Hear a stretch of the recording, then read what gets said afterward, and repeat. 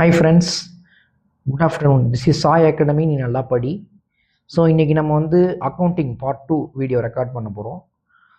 இதில் வந்து நான் உங்களுக்கு வந்து கண்டினியூ பண்ண போகிறேன். அக்கௌண்டிங்கோட பேசிக்ஸ் பற்றி நான் உங்களுக்கு சொல்கிறத வந்து கண்டினியூ பண்ண போகிறேன். ஸோ ப்ராசஸ் ஆஃப் அக்கௌண்டிங் வந்து நம்ம இன்றைக்கி பார்க்க போகிறோம். ஸோ டெஃபினேஷன் படி நம்ம அக்கௌண்டிங் ப்ராசஸை வந்து 7 டைப்ஸாக நம்ம வந்து பிரிக்கிறோம். So it starts with business transaction, and then identifying the business transaction, recording the business transaction, summarizing the business transaction, analyzing, interrupting, and then communicating.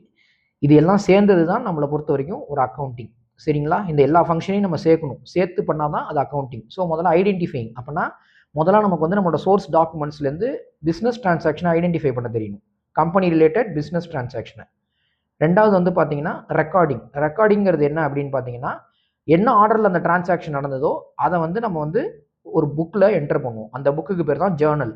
அந்த ஜேர்னலை தான் நம்ம வந்து சப்சிடரி அதர் புக்ஸாக நம்ம டிவைட் பண்ணி என்ன பண்ணுவோம்னு பார்த்தீங்கன்னா, என்ன பண்ணுவோம், நம்மளோட nature and size of the பிஸ்னஸை பொறுத்து ஃபர்தராக நம்ம அக்கௌண்டிங்கை வந்து கண்டினியூ பண்ணுவோம்.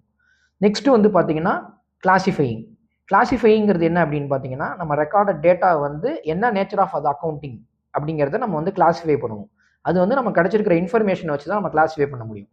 அந்த கிளாசிஃபிகேஷன் பண்ணுறதுக்குனே நம்ம யூஸ் பண்ணுற நெக்ஸ்ட் ஸ்டேஜ் ஆஃப் புக்கு தான் வந்து பார்த்தீங்கன்னா லெட்ஜர். லெட்ஜரில் தான் வந்து நம்மளோட டிரான்சாக்ஷன் வந்து ப்ராப்பராக நம்ம வந்து என்ன பண்ணுவோம், கிளாஸிஃபை பண்ணி எழுதுவோம். ஸோ முதல்ல அக்கௌண்டிங் ஆரம்பிக்கிறவங்களுக்கு ஜேர்னல் லெட்ஜர்லாம் ஃபஸ்ட்டு சொல்லி தருவாங்க. ஸோ அதுக்கப்புறம் தான் நம்ம பேலன்ஸ் ஷீட்டுங்கிற அந்த மெயின் அக்கௌண்டிங் ப்ராசஸ் உள்ளார போவோம். நெக்ஸ்ட் வந்து பார்த்தீங்கன்னா சம்மரைசிங். அப்படின்னா என்ன அர்த்தம் அப்படின்னா, இவ்வளோ நாள் நம்ம கிளாஸிஃபை பண்ண இன்ஃபர்மேஷனை வந்து ப்ராப்பராக ப்ரெசென்ட் பண்ணணும். யூசருக்கு வந்து அக்கௌண்டிங் இன்ஃபர்மேஷனாக மாற்றி நம்ம அந்த டேட்டாவை வந்து ப்ரெசென்ட் பண்ணணும். அப்படி பண்ணும்போது அவங்களுக்கு அந்த டேட்டாவை பார்த்தா என்னென்ன தெரியணும்னா, பிஸ்னஸில் ப்ராஃபிட் வந்துதா லாஸ் வந்துதான்னு தெரியணும். பேலன்ஸ் ஷீட்டில் வந்து இந்த இன்ஃபர்மேஷன் வச்சு நம்மளால் ஃபர்தராக கால்குலேஷன் போட முடியணும். கேஷ் ஃப்ளோ ஸ்டேட்மெண்ட் நம்மளால் ப்ரிப்பேர் பண்ண முடியும். இந்த மூணும் ப்ரிப்பேர் பண்ணுற ஸ்டேஜுக்கு நம்ம வந்துட்டோம்னாலே நம்ம அக்கௌண்ட்டை வந்து சம்மரைஸ் பண்ணிட்டோம்னு அர்த்தம். நெக்ஸ்ட் என்ன இருக்குது அப்படின்னு பார்த்தீங்கன்னா அனலைசிங். அனலைசிங்கிறது என்ன அப்படின்னு பார்த்தீங்கன்னா, டேட்டாவை சிம்பிளிஃபை பண்ணி ஃபினான்ஷியல் ஸ்டேட்மெண்ட்டாக மாற்றுறது. ஸோ சிம்பிளிஃபை பண்ணி அதை நம்ம ஃபினான்ஷியல் ஸ்டேட்மெண்ட்டாக மாற்றுறோம்னா தான் அது எல்லாருக்கும் புரியும். இவ்வளோ நேரம் நம்ம வந்து அக்கௌண்டிங் யூஸராக இல்லை அக்கௌண்டிங் ஒரு அக்கௌண்டண்ட்டாக நம்ம வந்து அக்கௌண்டிங்கை வந்து அனலைஸ் பண்ணி இன்டர்ப்ட் பண்ணி கிளாஸிஃபை பண்ணி பிஸ்னஸ் டிரான்சாக்ஷன்லாம் பிரித்தோம். இனிமேல் வெளியில் இருக்க யூஸருக்குலாம் வந்து அது புரியணும், ஒரு நார்மல் பிஸ்னஸ் பர்சனுக்கே அதை பார்த்தா புரியணும்னா அது நம்ம வந்து அதை என்ன பண்ணணும்னா ஈஸிலி அண்டர்ஸ்டாண்டபிள் ஃபார்முக்கு நம்ம மாற்றணும். அதுதான் அனலைசிங்.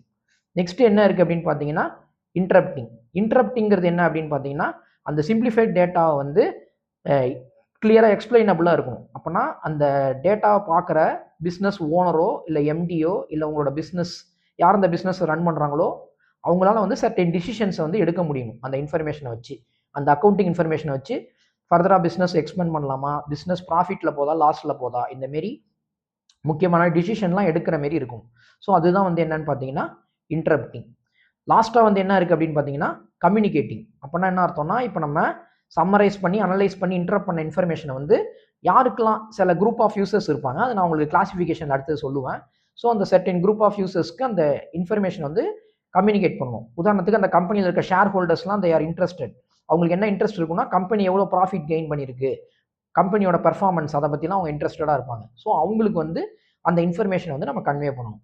அதுதான் வந்து பார்த்தீங்கன்னா கம்யூனிகேட்டிங். ஸோ இப்போ நான் சொன்ன இந்த 7 ப்ராசஸ் தான் உங்களோட பிஸ்னஸ் அக்கௌண்டிங்கோட என்ன சொல்கிறது பார்த்தீங்கன்னா ஹெட்டிங் தெரியும் உங்களுக்கு, process of accounting. So accounting process வந்து இப்படி தான் நடக்கும். சரிங்களா? சரி, நெக்ஸ்ட் நம்ம என்ன பார்க்க போகிறோம் அப்படின்னு பார்த்தீங்கன்னா, நெக்ஸ்ட் வந்து அக்கௌண்டிங் கான்செப்ட்ஸ் வந்து பார்க்க போகிறோம். அக்கௌண்டிங் கான்செப்ட் அப்படிங்கிறது என்ன அப்படின்னு பார்த்தீங்கன்னா, என்னன்னா நம்மளோட பிஸ்னஸையும் ஓனரையும் முதல்ல நம்ம வந்து அக்கௌண்டிங் கான்செப்டில் செப்பரேட் என்டிட்டியாக எடுத்துக்கணும். ஈவன் தோ அந்த ஓனர் தான் அந்த பிஸ்னஸை நடத்தினாலும் அவரோட பர்சனல் செலவுலாம் நம்ம வந்து அக்கௌண்டிங் கம்பெனியோட அக்கௌண்ட்டில் வந்து நம்ம சேர்க்க முடியாது. ஸோ அதனால நம்ம என்ன பண்ணுவோம் அப்படின்னு பார்த்தீங்கன்னா, பிஸ்னஸ் அப்படிங்கிற பாயிண்ட் ஆஃப் வியூவில் தான் நம்ம பிஸ்னஸ் டிரான்சாக்ஷனை வந்து ரெக்கார்ட் பண்ணணும். ஓகேங்களா? ஸோ அதில் இன்வெஸ்ட் பண்ணுற ப்ரொப்ரைட்டரே இன்வெஸ்ட் பண்ணாலும் அவரை நம்ம வந்து கிரெடிட்டராக எடுத்துக்கணும். கிரெடிட்டர்னா அவர் உள்ளார வந்து பணத்தை போடுறாரு, அவர் வந்து எடுத்துகிட்டு வர மணியை உள்ளார போடுறாரு, அவருக்கு எடுத்துகிட்டு வர கேபிட்டலை உள்ளார போடுறாரு. கேபிட்டலுங்கிறது அந்த கம்பெனியில் போடுற முதலீடு, அதை வந்து போடுறாரு. ஸோ அவரை தனி என்டிட்டி தனி ஆளாகவும் பிஸ்னஸை தனி இண்டிவிஜுவல் பர்சனாகவும் நம்ம கன்சிடர் பண்ணணும். அதான் separate business entity concept. Next இதில் நம்ம முக்கியமாக பார்க்க போகிறது என்னன்னு பார்த்தீங்கன்னா டபுள் என்ட்ரி கான்செப்ட். அப்படின்னா என்ன அர்த்தம் அப்படின்னு பார்த்தீங்கன்னா, நம்ம வந்து எல்லா ஃபினான்ஷியல் டிரான்சாக்ஷனுமே வந்து பார்த்தீங்கன்னா 2 விதமாக நம்ம ரெக்கார்ட் பண்ணுவோம் அக்கௌண்டிங். இப்போ உதாரணத்துக்கு ஒரு கம்பெனி எடுத்துக்கோங்க, அது வந்து 5000 ஒர்த் உள்ள குட்ஸை வந்து செல் பண்ணுறோம். அப்படின்னா அதில் 2ஆக பிரிக்கணும். அதை நம்ம ஒன்று வந்து நம்மள்ட்ட இங்கே இருக்கிற 5000 ரூபா ஸ்டாக்கு பொருள் வந்து குறையும், இன்னொரு பக்கம் வந்து 5000 ரூபா அது கேஷாக மாதிரி நமக்கு உள்ளார வரும். அப்போ அந்த ரெண்டு ஆஸ்பெக்டையும் நம்ம வந்து என்ன பண்ணணும் அப்படின்னு பார்த்தீங்கன்னா சிங்கிள் டிரான்சாக்ஷனாக தான் எடுத்துக்கணும். எடுத்துக்கிட்டு அதை டபுள் என்ட்ரி சிஸ்டத்தில் என்டர் பண்ணணும். அப்படின்னா டோட்டல் அமௌண்ட் டெபிட்டட் அது வந்து என்ன ஆகும் அப்படின்னு பார்த்தீங்கன்னா ஸ்டாக்குக்கான வேல்யூ என்னவோ அது டெபிட் ஆகிடும், வெளியில் போயிடும். அதை தான் நம்ம வித்துட்டோம், அதுதான் டெபிட்டட். ஆனால் அதுக்கு ஈக்குவலண்ட்டாக நமக்கு கேஷோ இல்லை வந்து அக்கௌண்ட்லேயோ நமக்கு வந்து ஒரு அமௌண்ட் வந்து கிரெடிட் ஆகிடும். ஸோ அதை வந்து நம்ம கிரெடிட்டடாக எடுத்துக்கணும். ஸோ அப்போ நம்ம வந்து இந்த ஃபண்டமெண்டல் அக்கௌண்டிங் ஈக்குவேஷன் நம்ம இப்போ உள்ளார கொண்டு வரோம். என்ன அப்படின்னு பார்த்தீங்கன்னா அசட்ஸ்னா இப்போ நம்மள்ட்ட இருக்கிற சொத்து. அதை வந்து நம்ம எப்படி கால்குலேட் பண்ணலாம்னா நம்ம லேபிலிட்டிஸ்னா நம்ம கொடுக்க வேண்டியது, இல்லை நம்ம கடன் பட்டது, இல்லை நமக்கு வெளியில் போக வேண்டியது, நம்ம செலவு, அதெல்லாம் லேபிலிட்டி. ப்ளஸ் ஓனர்ஸோட ஈக்விட்டி அப்படிங்கிறது ஓனரோட கையில் இருக்கிற சொத்து மதிப்பு. அதெல்லாம் வச்சு நம்ம வந்து ரெண்டுத்தையும் வச்சு நம்ம வந்து கால்குலேட் பண்ணிக்கலாம். அதுதான். இன்னொன்று வந்து பார்த்தீங்கன்னா கோயிங் கன்சர்ன் கான்செப்ட்னு சொல்லுவாங்க அக்கௌண்டிங்கில். அப்படின்னா என்ன அர்த்தம் அப்படின்னு பார்த்தீங்கன்னா என்ன சொல்லுவாங்க, இங்கே வந்து நம்ம வந்து என்ன பண்ண போகிறோம், பிஸ்னஸ் ஆப்ரேஷனை வந்து ஷார்ட்டாக பார்க்க மாட்டோம், லாங் டேர்மில் பார்ப்போம். பிஸ்னஸ் வந்து ரொம்ப நாள் நடக்குது அப்படிங்கிற மாதிரி பார்ப்போம். ஓகேவா? அதை வச்சு நம்ம ஃபினான்ஷியல் ஸ்டேட்மெண்ட் வந்து ப்ரிப்பேர் பண்ணுவோம். ஓகே. ஸோ அப்போ நம்ம எடுக்கிற டிசிஷன் எல்லாமே லாங் டேர்ம் டிசிஷனாக இருக்கும், கேபிட்டல் அதிகமாக இருக்கும், பிஸ்னஸ் வந்து க்ரோ ஆகிற மாதிரி எடுத்துகிட்டு போவோம். நாலாவது வந்து என்னன்னு பார்த்தீங்கன்னா மேட்சிங் கான்செப்ட். ஸோ இந்த கான்செப்ட்ல வந்து நம்ம என்ன பண்ணோம் அப்படின்னு பார்த்தீங்கன்னா பிஸ்னஸ்ல ரெண்டு விஷயம் நம்ம எடுத்துப்போம், ரெவென்யூஸ், எக்ஸ்பென்சஸ். ரெவென்யூஸ்னா என்ன, நமக்கு வர வரவு, உள்ளார பிஸ்னஸ் நமக்கு வர லாபம், நமக்கு உள்ளார வர கேஷ் ஃப்ளோ, இல்லைனா மணி ஃப்ளோ, இல்லைனா அசெட் ஃப்ளோ, எது வேணாலும் இருக்கலாம், அதான் ரெவென்யூ. ஸோ நமக்கு உள்ளார வர லாபங்கள். எக்ஸ்பென்சஸ்ங்கிறது நம்ம பண்ற செலவு.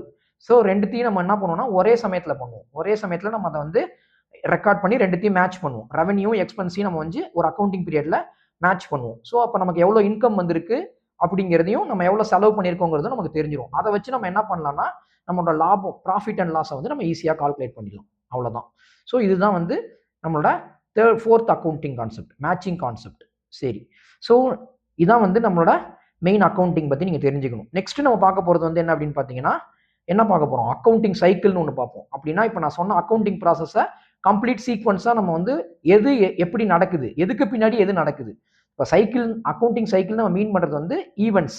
இப்போ நான் சொன்ன எல்லாத்தையும் வந்து தனித்தனி ஈவெண்ட்ஸ், தனித்தனி செயலாக நம்ம வந்து எடுத்துக்கணும். ஸோ அதை நம்ம எப்படி ஆர்டராக பண்ண போகிறோம் அப்படிங்கிறத நம்ம வந்து அக்கௌண்டிங் சைக்கிளில் பார்ப்போம். ஸோ இந்த அக்கௌண்டிங் சைக்கிள் வரைக்கும் பார்த்தீங்கன்னா உங்களுக்கு இப்போ என்ன இருக்கும், ஃபர்ஸ்ட் பார்த்தீங்கனாலே உங்களுக்கு தெரியும். ஃபர்ஸ்ட் என்ன இருக்குது, பிஸ்னஸ் டிரான்சாக்ஷன் முதல்ல ஒரு கம்பெனியில் நடக்கும். நெக்ஸ்ட் அதை நம்ம சொன்ன மாரி ஜேர்னலில் என்ட்ரி பண்ணுவோம். அதுக்கப்புறம் அதை லெட்ஜருக்கு மாற்றுவோம். அதுக்கப்புறம் நம்ம ஏதாவது டிரான்சாக்ஷனை விட்டுட்டோமா, ஏதாவது தப்பாக பண்ணியிருக்கோமான்னு சொல்லிட்டு செக் பண்ணுறதுக்கு ட்ரையல் பேலன்ஸில் பார்ப்போம்.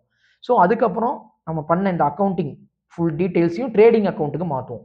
அதுக்கப்புறம் அதுலேருந்து ப்ராஃபிட் அண்ட் லாஸ், அந்த வருஷத்தில் நமக்கு லாபம் வந்திருக்கா நஷ்டம் வந்திருக்கான்னு ஓரளவு ஜட்ஜ் பண்ணுறதுக்காக ப்ராஃபிட் அண்ட் லாஸ் அக்கௌண்ட்டுக்கு நம்ம மாற்றிட்டு கடைசி அது பேலன்ஸ் ஷீட்டில் போயிட்டு நம்ம என்ன பண்ணுவோம், ஃபைனல் அக்கௌண்ட்ஸை ப்ரிப்பேர் பண்ணிடுவோம். எகைன் பிஸ்னஸ் டிரான்சாக்ஷன் நடக்கும். அதை வச்சு பிஸ்னஸ் எக்ஸ்பேண்ட் பண்ணுறதா இல்லை ஃபர்தராக என்னென்ன சேஞ்சஸ் பண்ணணுங்கிறத அவங்க ப்ராஃபிட் அண்ட் லாஸ் வச்சு முடிவு எடுப்பாங்க. ஸோ அதுதான் உங்களோட என்ன சொல்கிறது பிஸ்னஸ் சைக்கிள். ஸோ இப்போ நான் உங்களுக்கு பிஸ்னஸ் சைக்கிளை இன்னும் டீட்டெயிலாக உங்களுக்கு நான் காமிக்கிறேன். ஸோ இப்போ பார்த்தீங்கன்னா